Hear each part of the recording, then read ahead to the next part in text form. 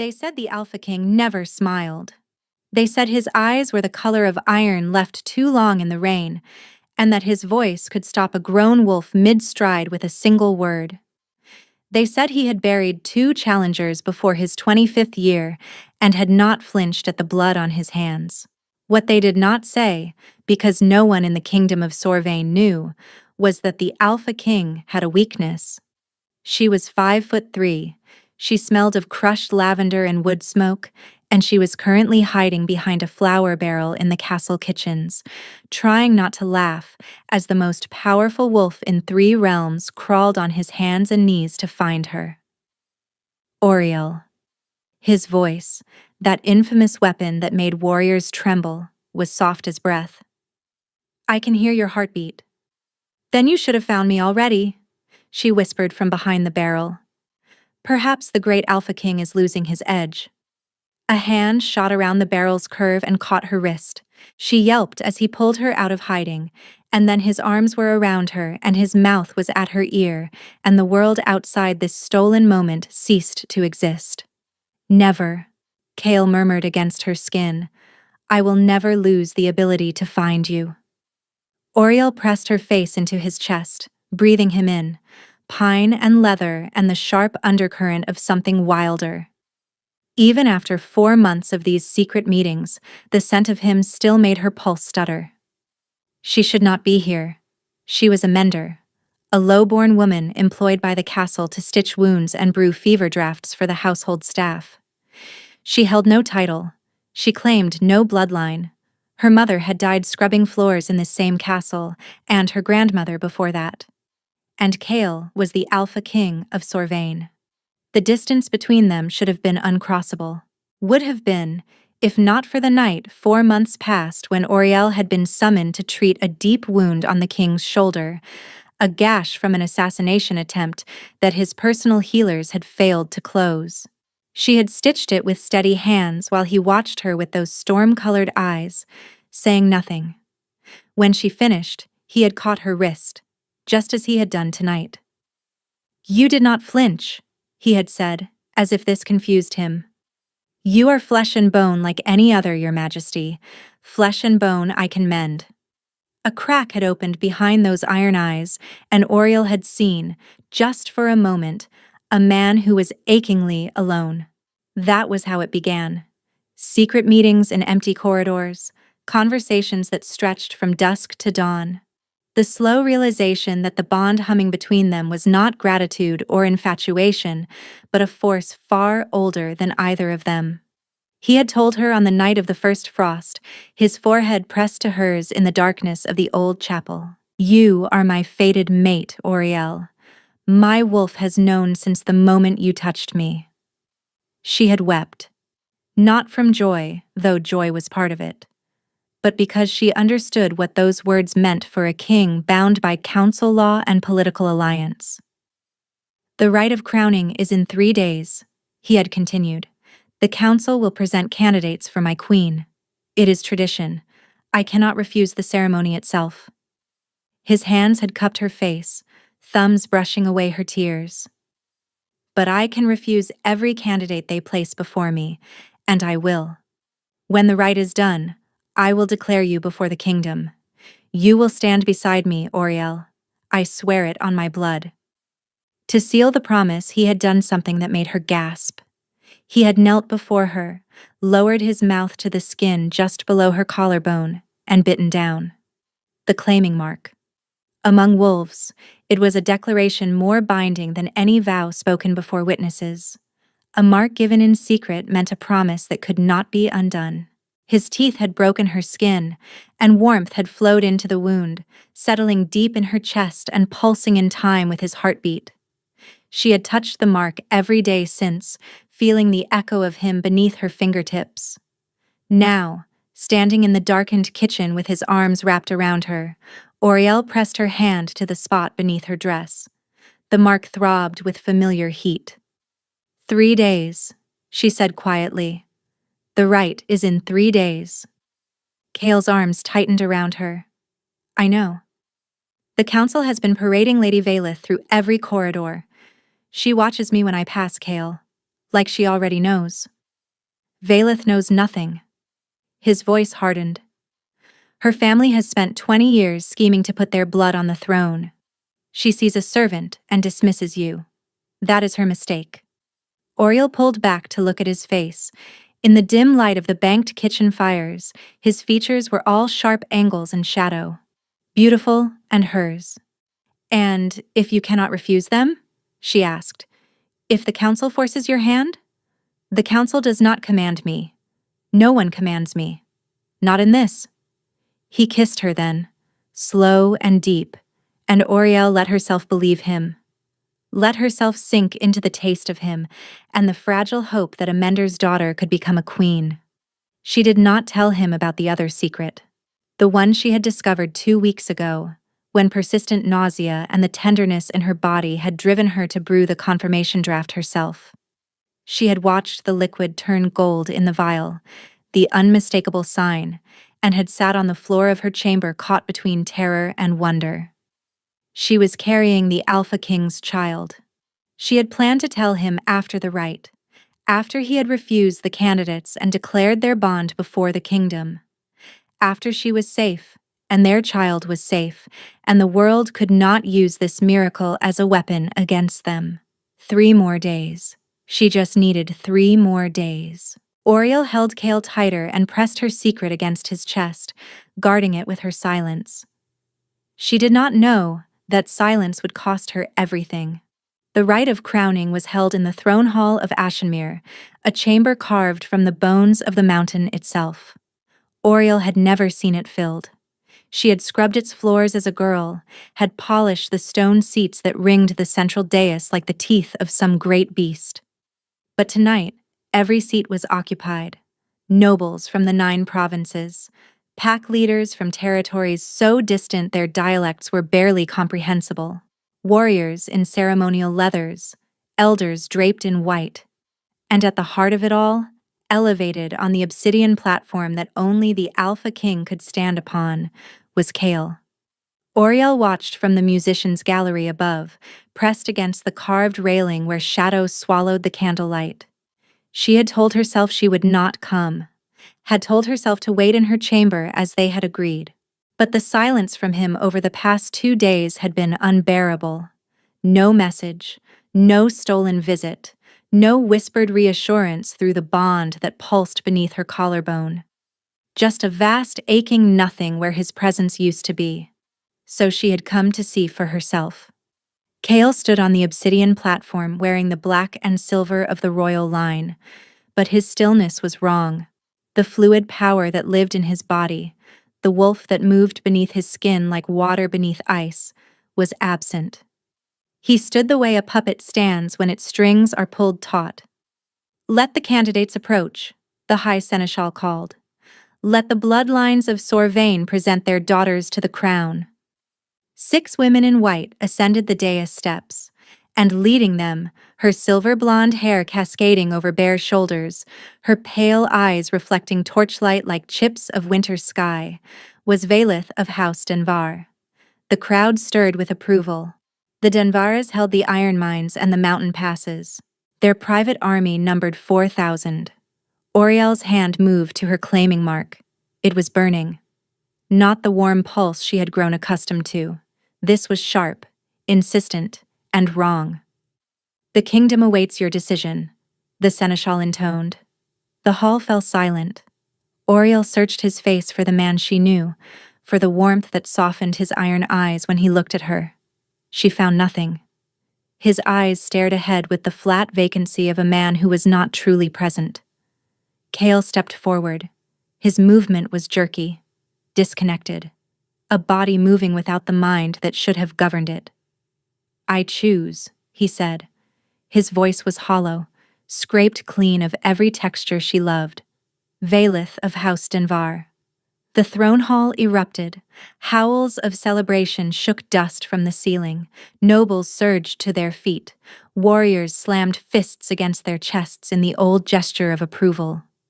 The sound was deafening, a wall of noise that crashed over Oriel and drove the air from her lungs.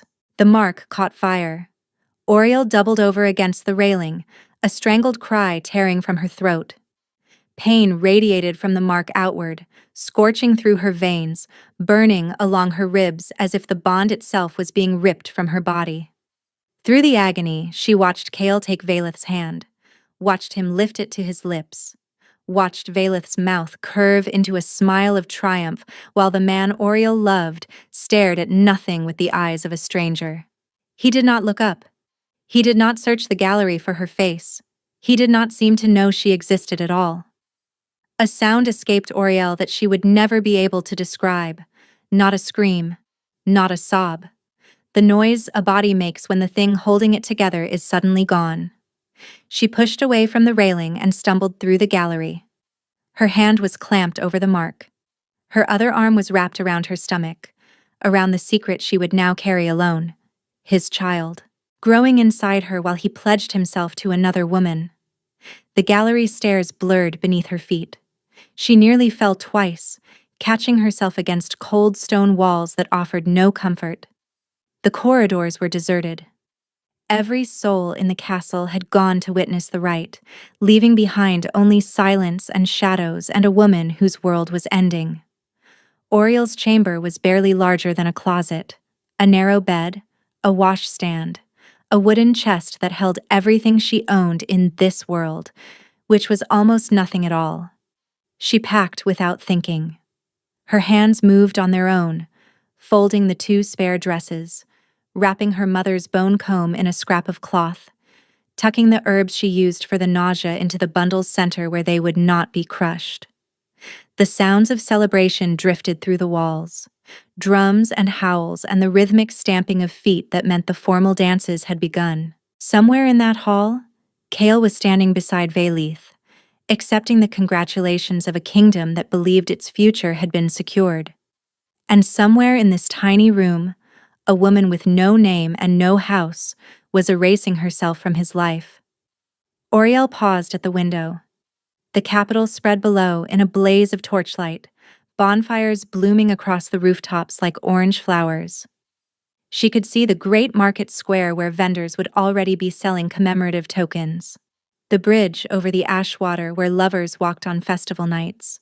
The road south, winding into darkness, into the unknown, into whatever came after the complete destruction of everything she had believed.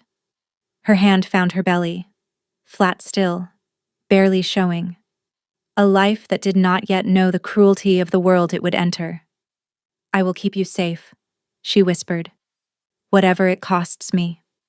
Whatever I have to become." She cinched the bundle closed and pulled her cloak from its hook. Dark wool, patched at the elbows, unremarkable.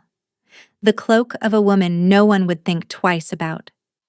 At the door, she stopped, pressed her fingers to the narrow bed where Kale had once sat beside her, brushing the hair from her face, where he had pressed his mouth to the mark he had made and sworn that she was the only thing in his kingdom worth fighting for. The memory was a blade, and she let it cut. Then she shouldered her bundle, slipped through the servants' passage, and stepped into the winter night. The cold hit her like a fist.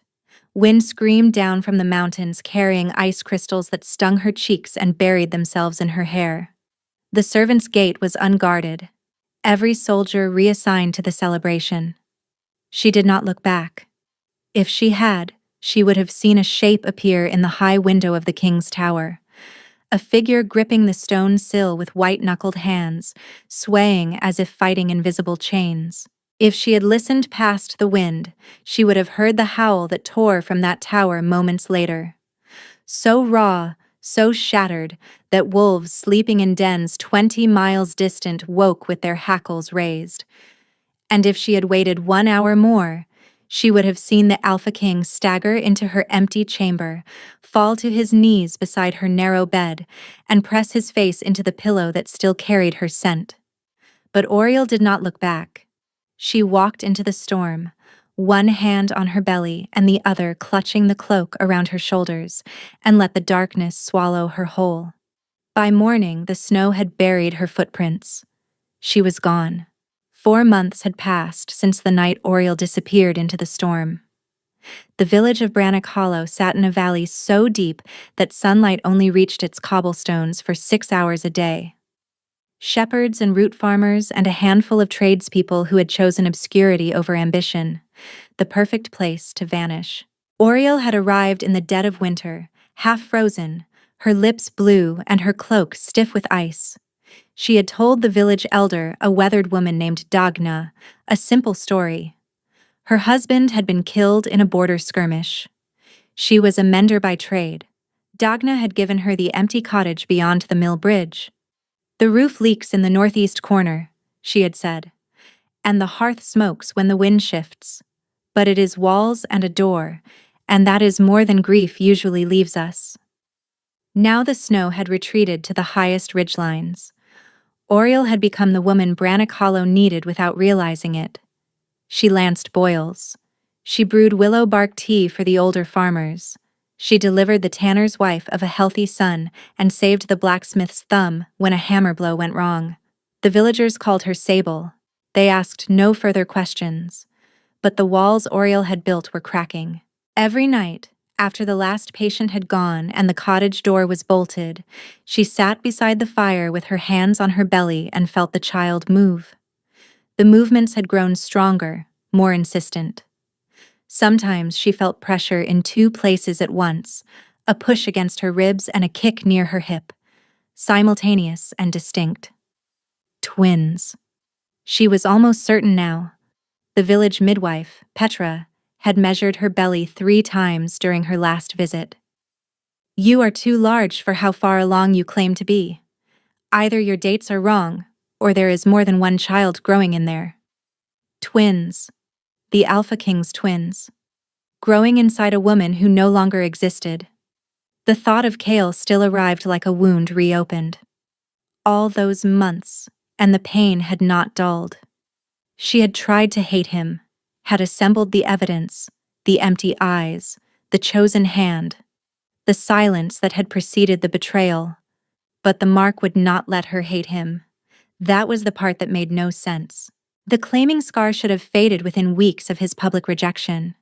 Among wolves, when a bond was broken by choice, the mark dissolved like frost in sunlight.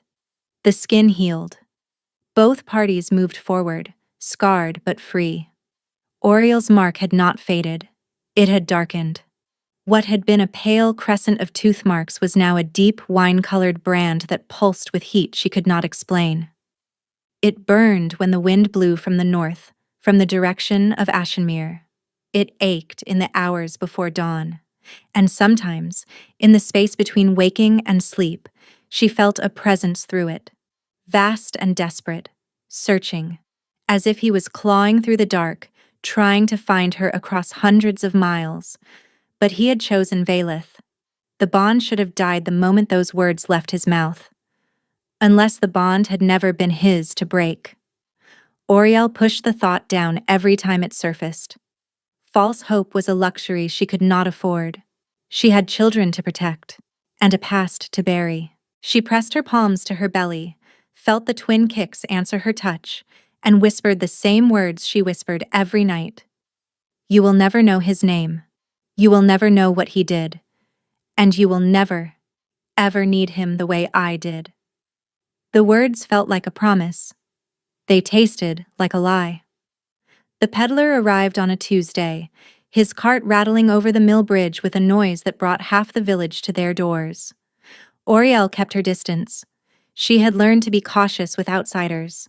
Her dark hair, once long enough to reach her waist, was cropped short and hidden beneath a linen wrap. She wore the rough spun clothes of a village mender and kept her eyes downcast around anyone she did not recognize. It was young Haddon, the miller's boy, who brought the news to her door. 12 years old and incapable of keeping information to himself. "Mistress Sable, the peddler has come from the north, from near the capital. He says the kingdom has gone dark." Oriel's hand stilled on the mortar she had been grinding. "Dark?" "He says the Alpha King has lost his mind, that he has been tearing through every province, burning through gold and soldiers, hunting for a woman no one can name. The peddler says the king's eyes have turned gold and will not shift back. He says the wolf is taking over." The mortar slipped from Oriel's fingers and cracked against the table. He says the harvests in the eastern provinces have failed because the land can feel the Alpha's rage. He says wolves have gone feral across the northern territories. He says the king's guard has been sent to every village in the realm, showing a description of a woman no one recognizes. Oriel gripped the edge of the table. What description? Dark hair, small build, a mender's hands. Haddon's eyes were wide. The reward is 15,000 gold coins for anyone who leads the king to her. 15,000, a sum that could buy a village like Brannock Hollow 3 times over. And the peddler says the king has not slept since midwinter, that he sits in the dark and speaks to someone who is not there, calling a name no one in the court has ever heard. Oriel lowered herself into her chair. He was searching for her. The crops were failing. The wolves were going feral. The Alpha King was dissolving his own kingdom to find a woman he had publicly discarded. Why? If the rejection had been genuine, the bond would have released them both. He would be ruling beside his chosen queen, forgetting the mender's daughter who had been foolish enough to believe she could hold the heart of a king. Instead, he was destroying everything, unless the choice had never been his. The claiming scar flared with sudden heat, and Oriel gasped. Sharper than usual, more focused, as if the presence she felt through the bond had intensified, as if he was closer. And somewhere in the back of her mind, beneath the fear and the grief, a voice she could not silence whispered a single word. Run. She did not run. 3 days after the peddler's visit, on an evening when fog rolled through the valley so thick it turned the world to gray wool, Oriel opened her cottage door to find a woman standing on her threshold. Tall and lean, with a long scar running from her left temple to the corner of her jaw. Her eyes were deep, burnished amber. My name is Seren. I serve as second to the Alpha King, though at this moment, I am not certain how much longer there will be an Alpha King to serve. Seren entered the cottage and delivered her report with the flat precision of a soldier.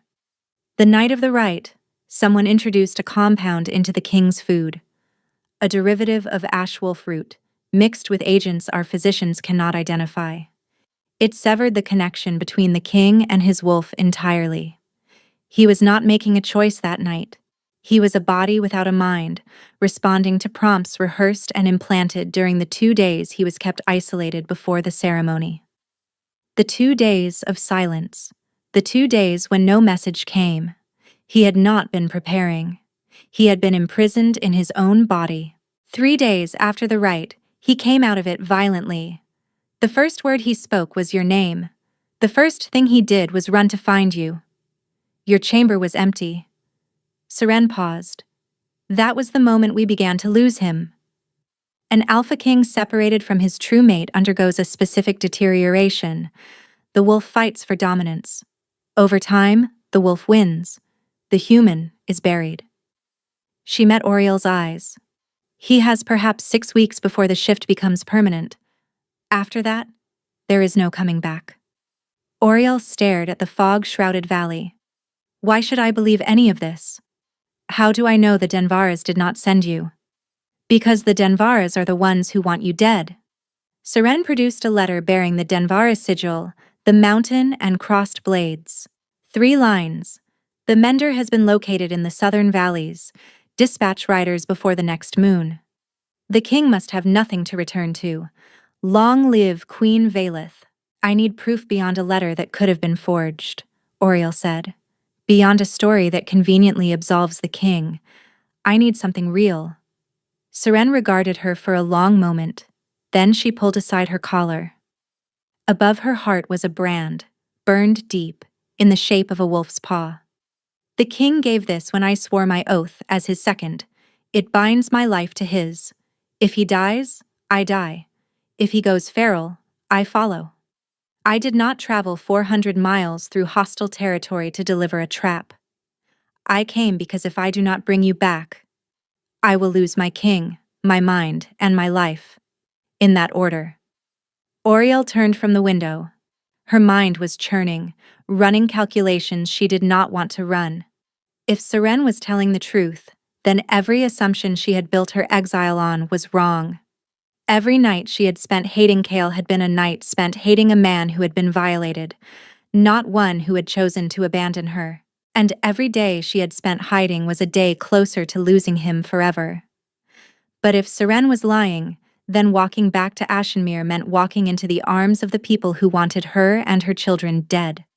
She looked at the two small garments hanging by the hearth. Tiny shirts stitched by hand for newborns.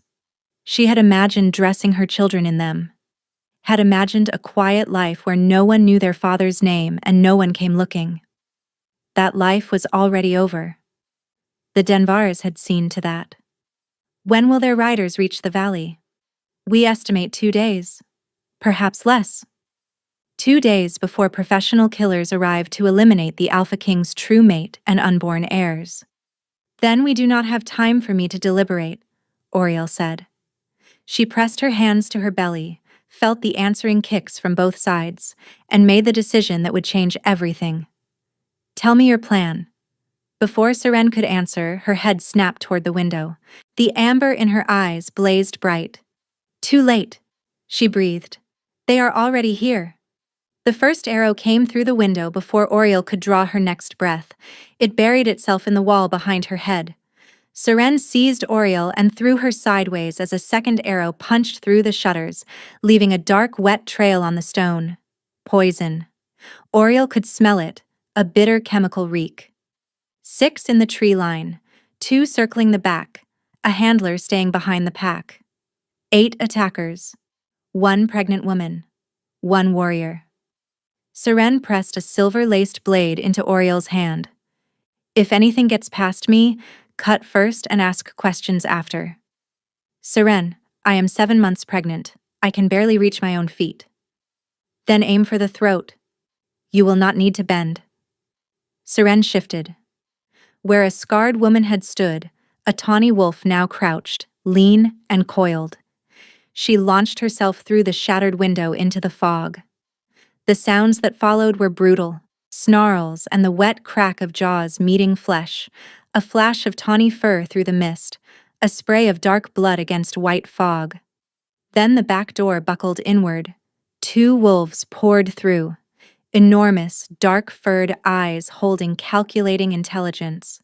They had been sent. They had been aimed. Aimed at her. Oriel raised the silver blade. The babies kicked frantically inside her. The first wolf lunged. She slashed, catching it across the muzzle. Silver bit into flesh. The animal screamed, a horribly human sound, and crashed into the table. The second wolf was already in the air. A force erupted from inside Oriel's chest. Not the mark. Deeper. A power that had been sleeping in her blood since the day she was born, passed down through generations of women who healed with their hands and never asked where the gift came from. Golden light exploded from her palms. The wolf hit an invisible wall of radiance and was flung backward, its dark fur smoking where the light had touched it. Oriel stared at her glowing hands, not the faint warmth of her healing gift. This was blazing, incandescent, pulsing in time with the heartbeats of the children inside her. The remaining wolf fled. From outside, the sounds of battle shifted. Then a voice cut through the fog. A masked handler with a crossbow, bearing the Denvar sigil. The Denvars want the Mender dead and the brats with her. Nothing personal. Just the tidying of loose ends. The crossbow rose toward Oriel's chest. Seren tried to move, but her wounded leg buckled. The ground began to shake. Trees cracked and fell. The earth shuddered with the rhythm of something massive approaching at impossible speed. A roar split the night, deep and vast, vibrating with a fury that tore the remaining fog apart. The handler fired. The bolt never reached Oriel. A shape erupted from the tree line, black as a starless sky, enormous beyond reason. It crossed the clearing in a single stride and intercepted the bolt mid-flight, the projectile shattering against a shoulder thick with muscle and midnight fur. The wolf that stood between Oriel and the handler was the largest living thing she had ever seen. Its head was level with the cottage roof. Its eyes burned with a gold so intense it cast actual light, twin furnaces set in a face built for destruction. The handler stumbled backward. "No, you were not supposed to be here yet." The wolf's jaws closed around her. The sound was brief. The silence after was absolute. The great wolf turned. Those blazing golden eyes swept the clearing, then found Oriel. She stood in the doorway of her ruined cottage, the silver blade in one hand, the other arm wrapped around her belly. Golden light still flickered around her fingers. She was shaking so hard her teeth rattled, and the most powerful wolf in 3 kingdoms lowered its great head and whimpered. The wolf approached her the way one approaches something sacred. Each step was slow, deliberate, as if the creature feared that moving too quickly would cause her to vanish. The golden eyes that had blazed with killing fury moments before were now soft, wide, searching her face with an intensity that was almost unbearable. The bond beneath her collarbone was screaming, not with pain but with a frequency beyond language, the sound of 2 broken things finding the edges where they fit together. The wolf lowered its massive head until its nose was level with her belly. With a gentleness that seemed impossible from a creature that had just killed without hesitation, it pressed its muzzle against the curve where its children grew. Both babies kicked. The wolf made a sound Oriel would carry with her for the rest of her life, something between a growl and a whimper. Recognition, devastation. A father feeling his children for the first time. "Kale," she whispered. The shift was instantaneous. One heartbeat, a wolf. The next, a man on his knees in the blood-soaked earth, his hands hovering over her stomach as if it was made of glass. The Alpha King of Sorvain was thoroughly ruined. The face she had memorized in candlelight was gaunt, the cheekbones cutting against skin gone gray with exhaustion. His hair was tangled with leaves and burrs from days in wolf form. His hands were trembling, but his eyes were his own. Storm gray, not gold. The man, not the wolf. He was still in there. "You are real," he breathed. His voice was raw and cracked. "You are alive. You are—" His gaze dropped to her belly. "Oriel, are you—" "Yes." The word came out hard, sharpened by months of grief that could not be softened by a single moment of tenderness. "I am carrying your children." His face crumpled. "Children? Why did you not—" "When exactly would I have done that, Kale? Before the rite? When you went silent for 2 days? Or after? When you stood on that platform and chose another woman while I watched from the gallery with your child growing inside me? I did not choose her. My mind was not in my body that night. A compound, a poison. They took my wolf, Oriel. They severed me from every instinct, every bond, and every piece of myself that would have known you were watching." "How convenient," she spat, even as the claiming scar burned with the unmistakable pulse of truth. "You vanish for 2 days. You choose another woman before the entire kingdom. And now you appear with a story that makes you the victim. Because I am the victim." His voice broke, not with self-pity, with fury. "Do you think I chose to wake up 3 days after the rite with Valeth in my chambers? Do you think I chose to spend these months with my wolf clawing its way out of my skull because the bond was screaming your name and I could not find you?" Through the bond, she could feel the truth of it. Not words she had to evaluate, sensation she could not fake. His anguish matched her own with a precision that nearly knocked her sideways. "I threw Valeth out of my rooms the moment I understood what had happened. I have not spoken to her since. I have not been anything resembling a functional human being since the morning I walked into your empty chamber and found nothing but a cold bed and the ghost of your scent on the pillow." Oriel's eyes burned. She would not cry. She had spent months crying and she was finished with it. But the mark would not let her lie to herself. She could feel him through it now, clearer than ever. His emotions bled into hers like ink into water. And what she felt was not calculation. It was devastation, bone deep. The grief of a man who had lost everything and clawed his way through madness to kneel in the dirt at her feet. "I waited for you," she said, and her voice cracked. "That night, I was going to tell you about the baby. I had the words prepared." She pressed her fist against his sternum. "Do you know what it feels like to watch the person you love choose someone else, while you are carrying their child?" He covered her fist with both hands. "I know exactly what it feels like, because I have spent every moment since that night living inside the knowledge that I was used as a weapon against you, Oriel.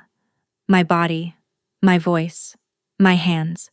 They took all of it and pointed it at the person I would die to protect." The bond pulsed between them, not with pain, with recognition. Two broken pieces remembering the shape they were supposed to make together. Oriel let out a breath she had been holding since the night of the rite. She did not forgive him. Forgiveness was not what this moment required.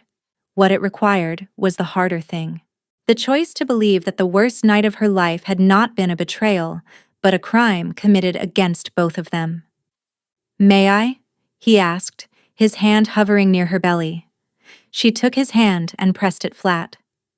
Both babies kicked simultaneously, movements from opposite sides, as if two small bodies were trying to reach their father's palm from different directions.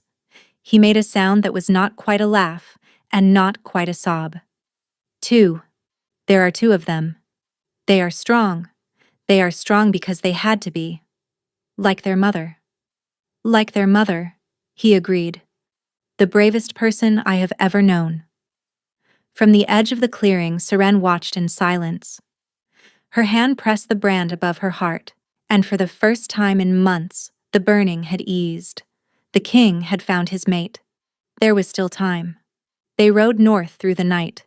Kale had brought horses and a small guard, 12 warriors who had followed him through the wilderness when the kingdom's military structure had fractured. They formed a protective ring around Oriel the moment their king placed her on his saddle and mounted behind her. His wolf was not going to allow separation. She could feel the animal beneath his skin, pressing outward, a constant low vibration that hummed through his body into hers. The wolf had spent months clawing at the walls of his mind, howling into the void where the bond should have been. Now that the void was filled, it would not relinquish contact. In the darkness, Kale told her everything, the 2 days before the rite. The private dinner with the council elders. Food that tasted slightly bitter. The sensation of his wolf being pulled away, like a hand pried from a ledge, finger by finger. "I tried to hold on," he said, his voice low against her hair. "I could feel it happening. And then, there was nothing. Just silence where my wolf had always been." Waking 3 days later, the confusion, the slow, horrifying realization that his body had done things his mind had no record of. Violinist in his chambers in a ceremonial nightgown, smiling. "I put her through the door," Kale said flatly. "The actual door. The wood splintered. My guards thought I had gone feral. Perhaps I had. The search. The systematic dismantling of his own kingdom. Logic giving way to instinct. Following the bond in the dark like a compass needle he could never quite calibrate. Some nights I could almost hear you," he murmured. "Not words. Just presence. A warmth at the edge of my mind. My wolf would howl and I would feel a faint answer, like an echo from the bottom of a well." Oriel's throat tightened. She knew exactly what he was describing. The dreams. The sense of being reached for in the dark. "I felt it too," she admitted. "I told myself it was my mind playing tricks. That I was imagining things because I was alone and afraid, and I wanted so badly for you to still be looking for me. I never stopped looking. Not for a single breath." They rode in silence for a while. The forest thinned as they climbed toward the northern pass. Stars appeared through breaks in the canopy, cold and indifferent to the dramas unfolding beneath them. "The babies. Kale said eventually, his hand spreading across her belly where the children had settled into sleep. When did you know? 2 weeks before the rite. I brewed the confirmation draft myself, watched it turn gold, and sat on the floor of my chamber and could not decide whether to laugh or scream. You should have told me. I was going to. That night. After the rite. I had the words ready. She closed her eyes. The memory was still vivid. She had stood before the spotted glass in her tiny room, one hand on her flat belly, practicing the smile that was supposed to accompany it. I was going to say, "My king has given his kingdom an heir, and his mender has given him a family." The sound Kale made was barely human. His face pressed into the curve of her neck, and she felt the wetness of tears against her skin. The Alpha King of Sorvain was crying into her hair while his horse carried them through the dark. She reached back and placed her hand against his cheek, held him there. Let him break apart against her shoulder, because he had been holding himself together with nothing but rage and the fading warmth of a bond he could not find, and he deserved this. They both did. "We are going to survive this," she said. "I know. Because you did not let them break you. Alone, pregnant, hunted, and you built a life. You healed people.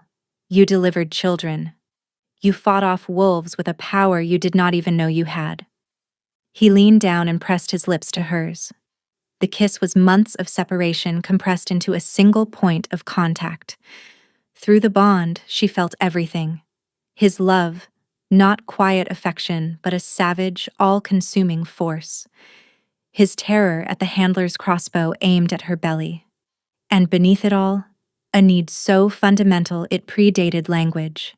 When they broke apart, the claiming scar was glowing faintly through the fabric of her dress. Golden light pulsing in time with their shared heartbeat. They crested the northern pass at dawn. Below them, the kingdom of Sorvain spread like a map brought to life. And at the center, rising from the banks of the Ashwater, the fortress of Ashenmere. But the fortress was wrong. The great banner bearing the royal sigil, the silver wolf on black, had been replaced. In its place flew the mountain and crossed blades of House Denvar. "They have taken Ashenmere," Kale said. His voice was very calm, the kind of calm that comes before devastation. "While I was searching for my mate, the Denvars stole my throne." A scout reached them gasping. "Lord Kavreth Denvar has declared himself regent. Lady Valith has been proclaimed queen. They have taken 29 prisoners. Everyone who refused to swear loyalty. They are to be executed at midday. Including the old mender who served in the lower quarters, the one called Brigid. Brigid, the woman who had trained Oriel, who had held her hand the night her mother died and said, 'Grief is the price of love, child. Do not ever wish you had not paid it.' We save them," Oriel said. "All of them. Today." Kale's 12 wolves should not have been enough against the Denvars' garrison of 200. But the 12 who rode with the Alpha King were not ordinary soldiers. They were wolves who had followed their king into madness and out the other side. Wolves who had watched him unravel and had chosen to stay when every rational voice told them to leave, and they were not alone. As Kale's force descended toward the city, shapes emerged from the forests and farms and villages that dotted the valley. Wolves who had felt the bond's restoration ripple through the land like the first tremor of an earthquake. Wolves who had gone feral under the weight of their alpha's suffering and were now returning to themselves, blinking and furious. They came in ones and twos and then in dozens, falling into formation behind their king, until the 12 had become 200. The Denvar garrison looked down from the walls and saw an army. Oriel watched from the ridge as Kale shifted and led the charge. The Black Wolf was magnificent, a force of nature that hit the outer defenses like a storm making landfall.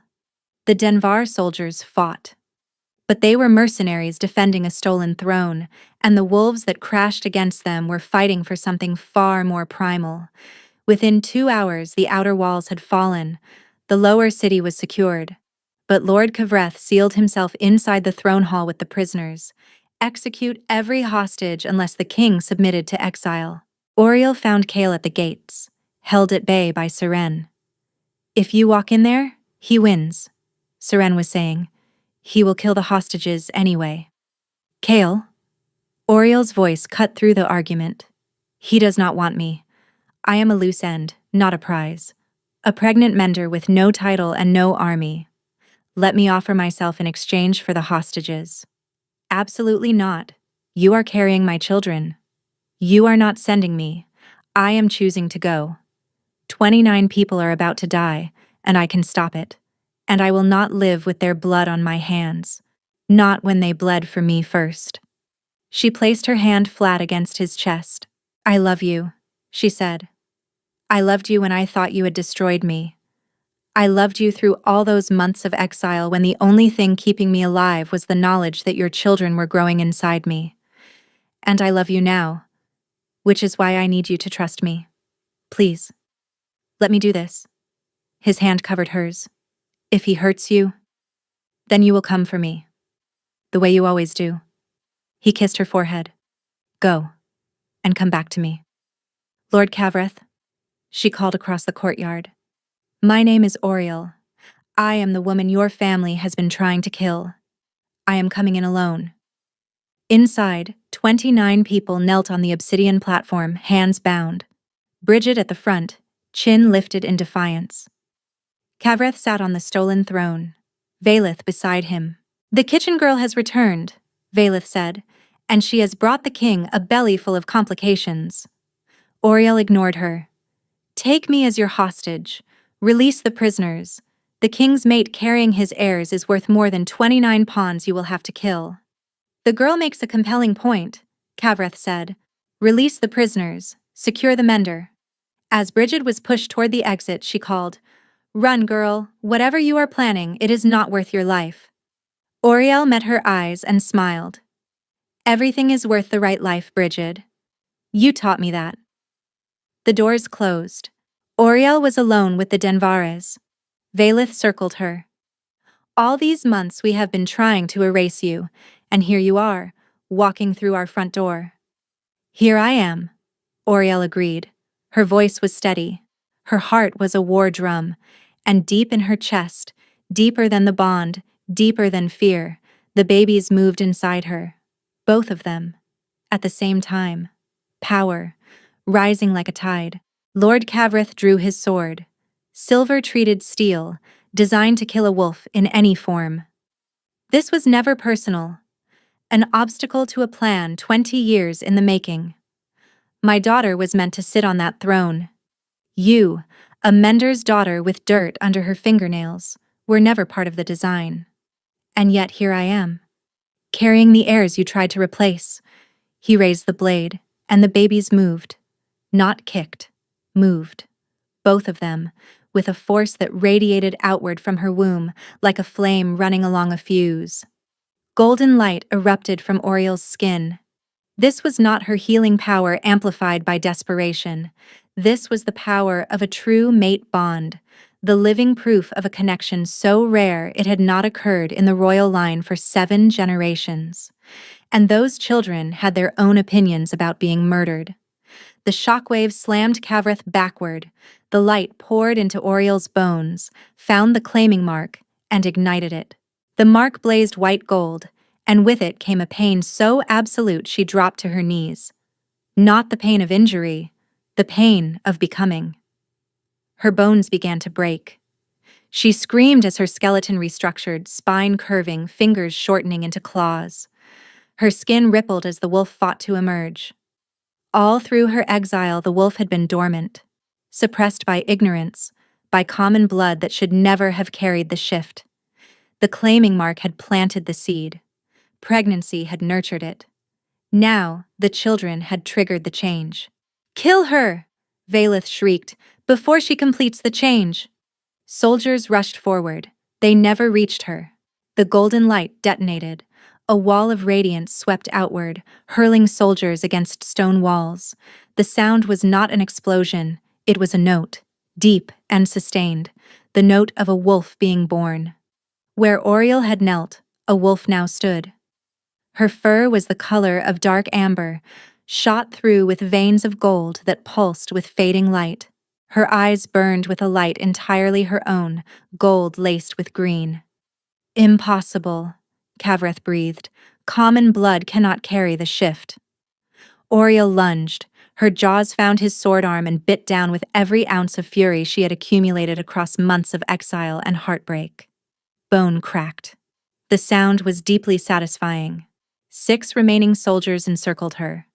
Bad odds for a newly shifted wolf with no combat training and 2 babies to protect. The throne hall doors exploded inward. Not opened. Destroyed. Iron bracings snapped like twigs.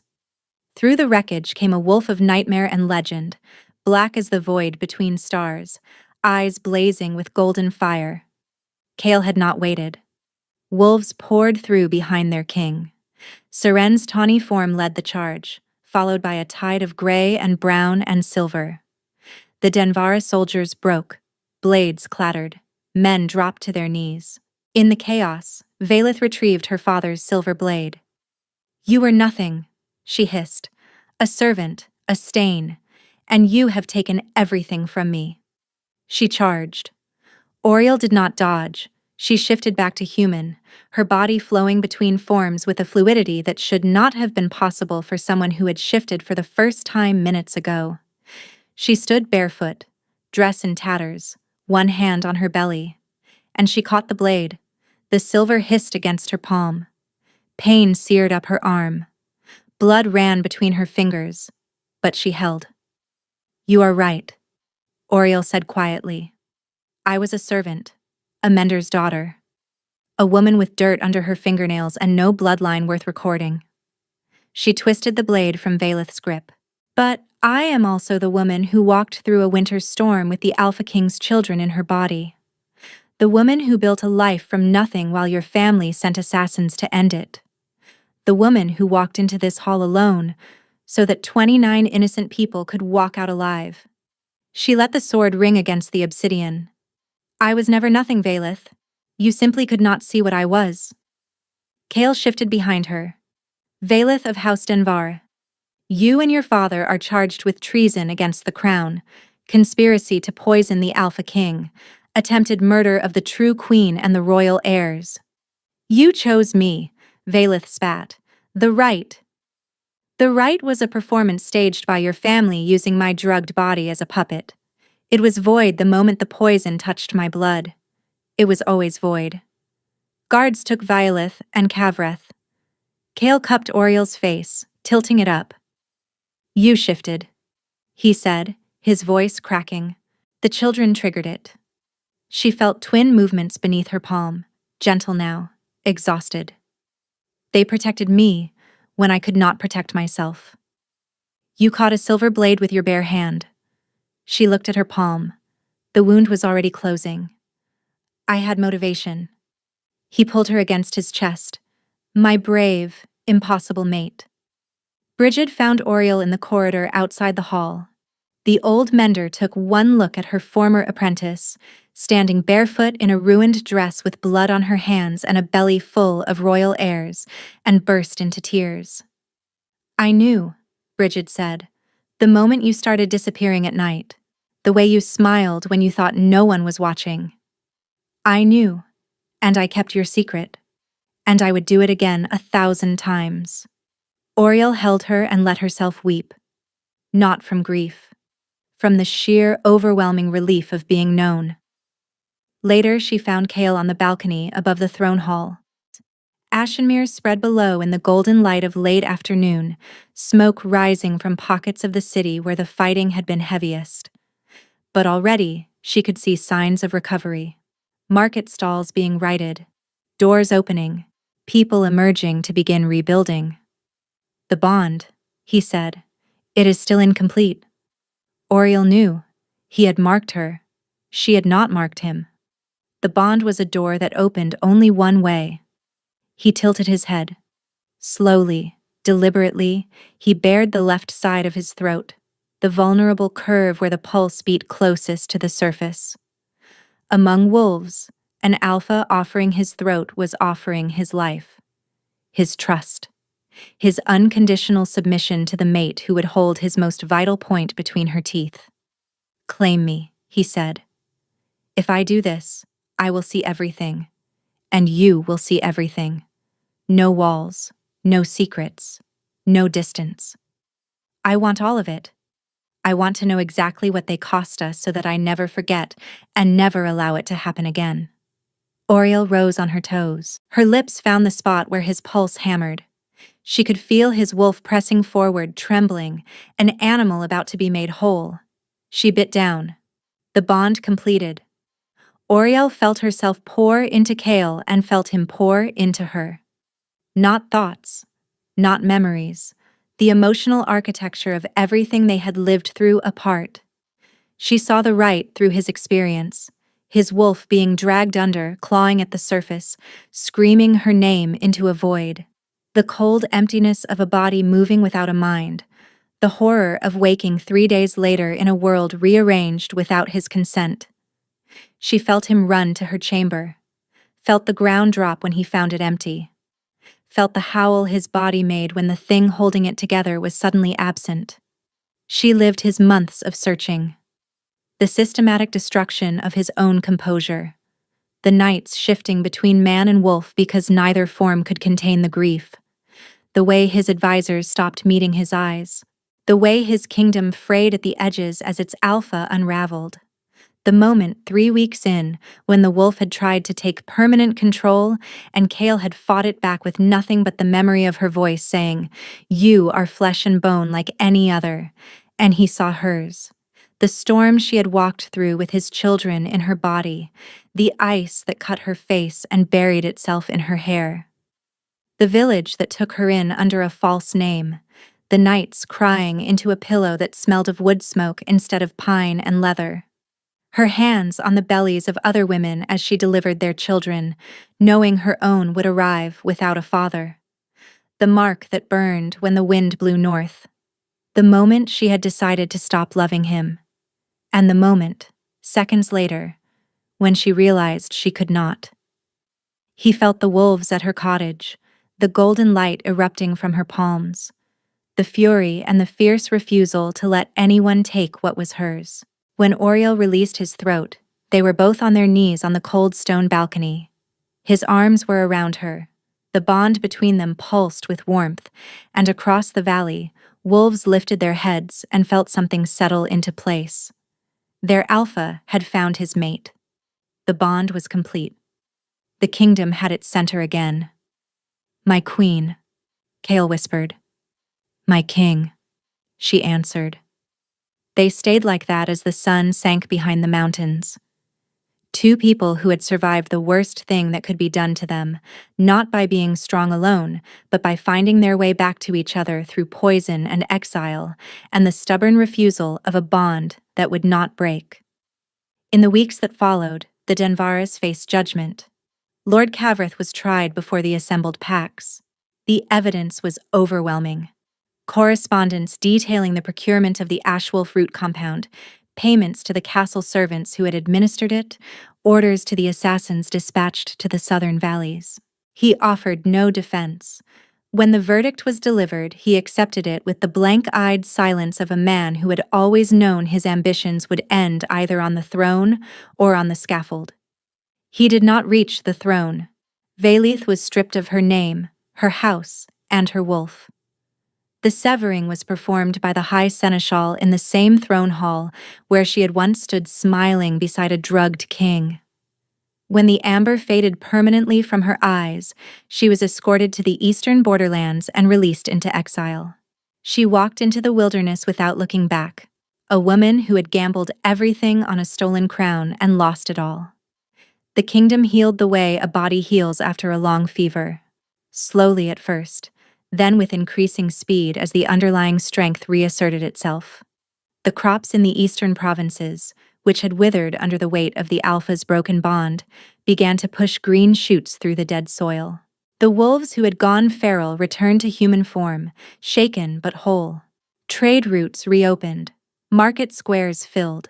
The rhythm of ordinary life resumed. And on a warm evening in late spring, when the apple trees in the castle orchard were heavy with blossoms and the ash water ran clear and quick beneath the old stone bridge, Oriel gave birth. A boy came first, his cry sharp and indignant, his dark hair already thick, his tiny fists clenched as if prepared to fight the world from his first breath. He had his father's jaw and his mother's hands, and when the midwife placed him on Oriel's chest, his fingers curled around the edge of the claiming mark and held on. His sister followed minutes later, quieter, her entrance marked not by a cry, but by a soft breath, and the opening of eyes already amber.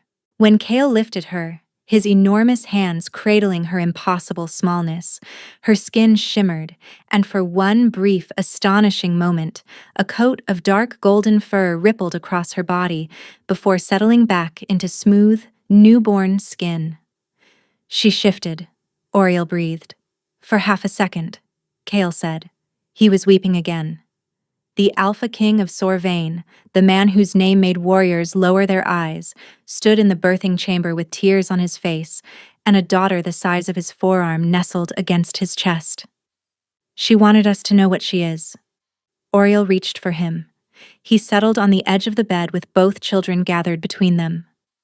Through the bond, she felt everything he felt.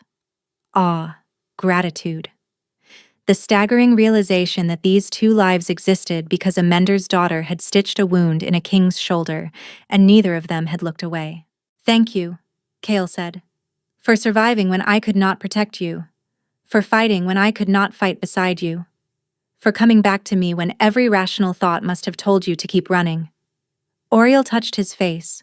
Her fingers traced the crescent of tooth marks on his throat, the scar that matched her own, the marks that told the world, and each other, and their children, the only truth that had ever mattered. "I never stopped coming back to you," she said. "Even when I did not know I was doing it.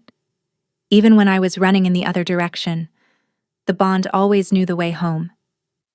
Cale leaned down and pressed his forehead to hers. Their children lay between them, warm and breathing and perfect. "Home," he repeated, as if learning the word for the first time. Outside the window, the wolves of Sorvain began to howl. The sound rose from every corner of the valley, from the fortress walls and the forest edges, and the distant villages where wolves felt the birth pulse through the bond like a second heartbeat joining the first. Not war or grief or warning, celebration, completion. A story that had begun in darkness and ended in the sound of two small hearts beating for the first time. In the great chronicle of Sorvain's kings, a new page was being written, not with the dry precision of political record, but with the messy, tear-stained hand of a story that had earned every word. The story of a mender who became a queen, of a king who tore apart his own kingdom to find the woman the world told him he could not have, of a bond that could not be broken by poison or politics or the cruelest distances that grief could build between two people who were never meant to be apart. And outside the castle walls, in the villages and farms that dotted the kingdom, mothers would tell their daughters a new kind of bedtime story. Not about princes who chose wisely or princesses who waited patiently, but about a woman with dirt under her fingernails who caught a silver blade with her bare hand, and a king who loved her enough to let the world burn until he could bring her home. "Hide the pretty girls," the villagers had whispered when the Alpha King rode south. They did not know that the pretty girl was the one who would save them all. Thank you so much for listening. I hope you enjoyed this story.